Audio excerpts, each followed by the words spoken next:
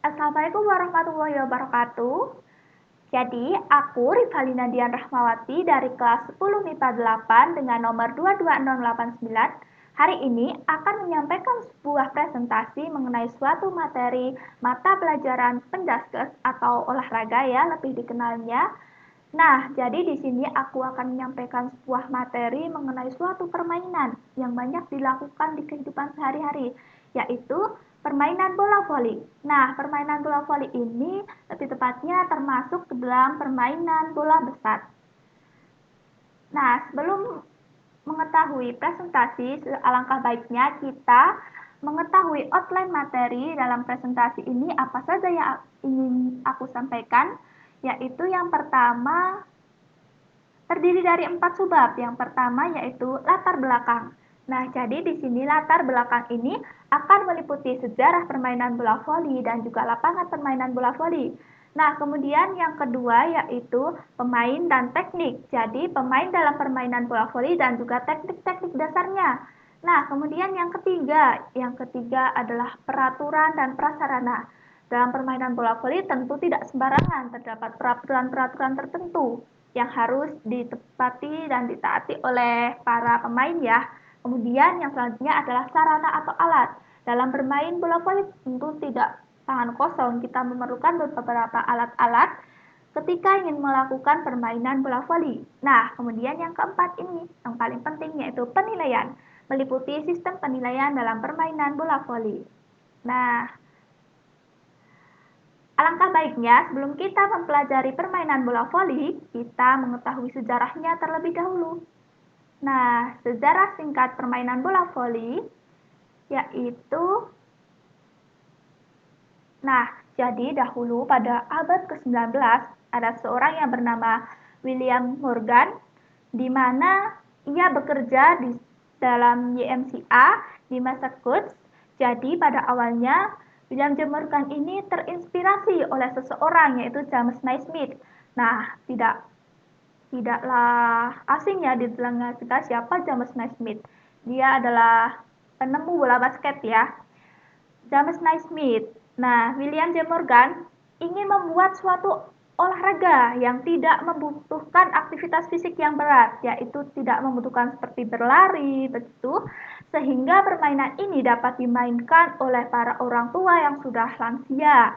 Nah, pada mulanya terbentuklah suatu game atau permainan yang lumayan ringan yang dinamakan dengan Mintonet. Nah, jadi Mintonet ini menarik banyak perhatian dan banyak berkembang dan cukup terkenal pada waktu itu. Kemudian pada tahun 1896 berubah nama menjadi bola voli atau yang kita kenal dengan volleyball. Nah, jadi yang pertama adalah pemain dalam bola voli. Nah, ini letak-letaknya dapat kita lihat. Kemudian, yang pertama ada toser atau set upper. Toser atau set upper ini bertugas untuk memberikan umpan kepada speaker atau pemukul. Nah, kemudian yang kedua adalah server. Server ini memiliki tugas untuk memberikan pukulan, permulaan atau awalan atau memberikan servis yang kita kenal setelah bola mati. Kemudian yang ketiga ada libero atau defender, di mana libero ini bertugas untuk menghalau atau menahan serangan lawan. Nah, kemudian yang keempat adalah speaker atau smasher. Speaker itu pemukul ya. Speaker ini bertugas untuk memberikan serangan dan smash itu pukulan keras ke arah pertahanan lawan. Nah, selanjutnya teknik dasar permainan bola voli. Ya, pertama yang paling kita kenal adalah servis. Nah, servis ini dikenal sebagai serangan permulaan atau serangan pertama pada permainan bola voli. Nah, seperti yang kita ketahui, servis ini terbagi menjadi dua, yaitu servis atas dan juga servis bawah. Nah, kemudian yang kedua, teknik ini cukup terkenal, passing atau setting, namun lebih dikenal dengan passing ya. Jadi, passing ini adalah umpan untuk memberikan bola kepada teman maupun pukulan menerima serangan lawan. Nah, jadi untuk menerima atau memberikan kepada teman kita satu tim. Nah, kemudian yang ketiga disebut juga dengan digging. Digging adalah suatu upaya penyelamatan bola yang tidak dapat dihalau oleh blocker atau pembendung ya. Kemudian yang selanjutnya adalah smasher atau speaking. Nah, smash. Smash ini dilakukan oleh smasher di mana berupa serangan dengan gerak memukul secara keras dan arahnya menukik. Nah, biasanya ini sulit untuk dihalau ya. Kemudian yaitu membendung atau blocking. Nah, membendung atau blocking ini upaya untuk menghalangi atau menghalau lawan dengan cara merentangkan kedua tangan ke tempat yang diduga menjadi sasaran jalannya bola. Nah, namun tidak harus dengan tangan melentang juga.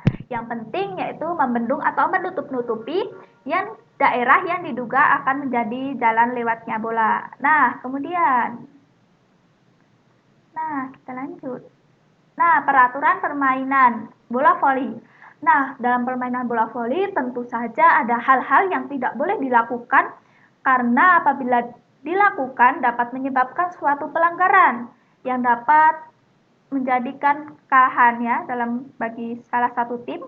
Yang pertama adalah bola dipukul 2 kali secara bersamaan dan bola tidak boleh dihentikan sewaktu terjadi kontak. Nah, bola dipukul 2 kali bersamaan. Nah, itu tidak boleh ya.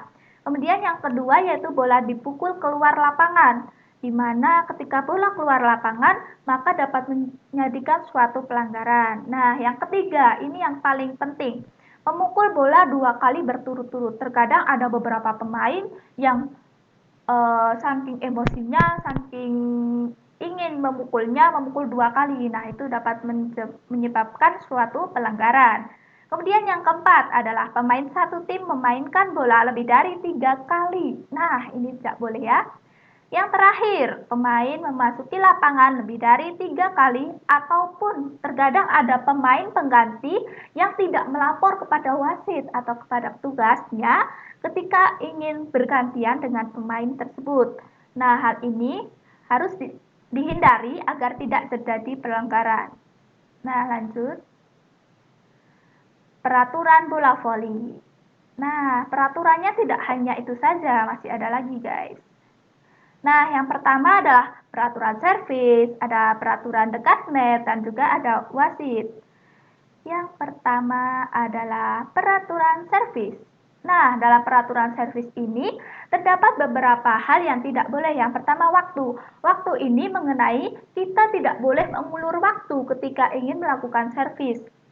Yang ketiga adalah tidak dilambung, maksudnya yaitu bola tidak dilambungkan terlebih dahulu sebelum melakukan servis. Nah, itu adalah hal yang salah ya. Kemudian memukul dengan tangan, dan yang terakhir adalah bola keluar. Ketika kita servis, justru bolanya keluar. Nah, itu dapat menyebabkan kesalahan. Nah, kemudian peraturan dekat net. Ketika kita di dekat net, ada hal-hal yang tidak boleh kita lakukan. Seperti yang pertama, tidak menyentuh net karena hal ini akan menimbulkan suatu pelanggaran. Nah, kemudian tidak boleh mengulurkan tangan ke net lawan ya, maksudnya mengulurkan tangan, kemudian kaki melewati garis tengah. Nah, kita juga harus memperhatikan ya pergerakan kaki. Kemudian, nah ini terkadang ada beberapa pemain yang ketika bermain voli emosi, nah dengan mengganggu ataupun menarik pakaian pemain lain. Nah, itu tidak boleh ya. Kemudian yang selanjutnya yang terakhir adalah wasit. Nah, dalam permainan bola voli, wasit itu tidak hanya satu. Nah, ada 2 wasit dan ada 2 lagi petugas. Nah, ada wasit pertama atau wasit 1, ada wasit 2, kemudian ada yang bertugas untuk mencatat nilai dan juga ada hakim garis. Nah, lanjut. Nah, ketika kita ingin melakukan permainan bola voli, tentu tidak begitu saja langsung melakukan permainan. Ada beberapa hal yang harus disiapkan. Yang pertama adalah net. Nah, jadi net ini memiliki ketentuan tersendiri. Yang pertama adalah tinggi. Tinggi net itu untuk ketika permainan putra, yaitu memiliki tinggi 2,43 meter. Nah, untuk pemain putri 2,24 meter. Nah, ini harus diingat karena sering keluar. Nah, kemudian yang kedua adalah ukuran. Ukurannya yaitu berbentuk persegi panjang dengan ukuran 9,5 meter untuk panjang dan lebarnya 1 meter. Nah, selanjutnya ini yang paling penting. Nah, bola. Tiada bola ketika tak ada permainan ya kalau nggak ada bola. Nah, lanjut. Bolanya memiliki ketentuan tersendiri, yaitu berat. Nah, berat bola yaitu 250 sampai 280 gram. Nah, kemudian ada kelilingnya. Kelilingnya 65 sampai 70, berarti memiliki diameter 10. Berapa lah memiliki diameter tertentu, hitung aja. Kemudian ada tekanan. Tekanannya yaitu 0,30 sampai 0,325 km per cm kubik. Nah, lanjut, yaitu ini yang paling sering heboh ya ketika ingin melakukan permainan bola voli ada kaos atau seragamnya. Kaos berupa kaos dan celana pendek yang bernomor. Dari nomornya biasanya 1 sampai 20. Nah, bagi perempuan biasanya banyak menggunakan manset ya. Nah, kemudian yang keempat adalah pelindung. Pelindung ruas jari, ada elbow pad dan knee pad. Nah, ini sama juga elbow pad dan juga knee pad ini juga pelindungan. Tapi untuk siku dan sebagainya. Nah, lanjut. Kemudian lapangan permainan bola voli. Lapangan permainan bola voli berbentuk persegi panjang yang dibagi menjadi 4. Nah, di sini terdapat jaring dan juga terdapat garis. Ada garis tengah, ada garis samping, ada garis serang, ada garis servis. Nah, ini terdapat ukuran-ukurannya tersendiri. Nah, setiap garis di sini memiliki fungsi-fungsi tertentu. Yang pertama adalah garis samping. Garis samping memiliki fungsi membatasi pemain di bagian samping. Nah, kemudian yang kedua adalah garis tengah. Garis tengah ini, garis tengah ya. Garis tengah ini berfungsi sebagai pembatas antara regu satu dengan regu yang lainnya atau regu lawannya. Kemudian yang selanjutnya adalah garis serang. Garis serang ini berfungsi sebagai pembatas bagi pemain yang posisinya berada di belakang pada saat melakukan serangan atau smash ya. Kemudian yang terakhir adalah garis servis.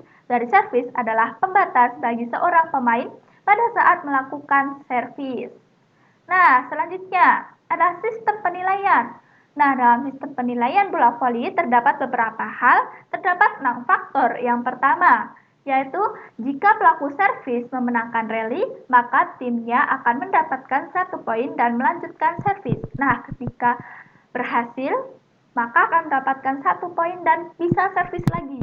Nah, kemudian faktor yang kedua adalah jika pelaku servis gagal melakukan rally, maka regu lawan mendapatkan 1 poin dan melakukan servis. Nah, ini kebalikan ya dari yang nomor 1. Kemudian yang ketiga adalah jika kedudukan seri, yaitu seri itu 24-24 ya, maka dilanjutkan hingga selisih 2. Nah, maka selisih 2 itu siapa yang dapat duluan dia yang menang.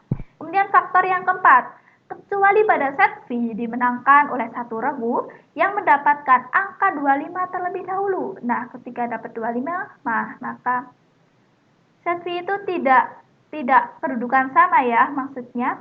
Jika kemenangan set, kemudian yang kelima, jika kemenangan set 2-2, maka penentuan set dimainkan hingga 15 dengan selisih minimal 2. Nah, kemudian faktor yang terakhir, faktor yang keenam, yaitu jika suatu regu menolak untuk bermain setelah dipanggil, maka regu tersebut dinyatakan kalah 0-3 dan 0-25 untuk setiap set. Nah, jadi kita harus siap. Sistem penilaian dalam permainan bola voli dapat ditarik dari sini, ditarik kesimpulannya itu menggunakan sistem rally point. Nah, cukup sekian dari saya. Wassalamualaikum warahmatullahi wabarakatuh. Semoga bermanfaat.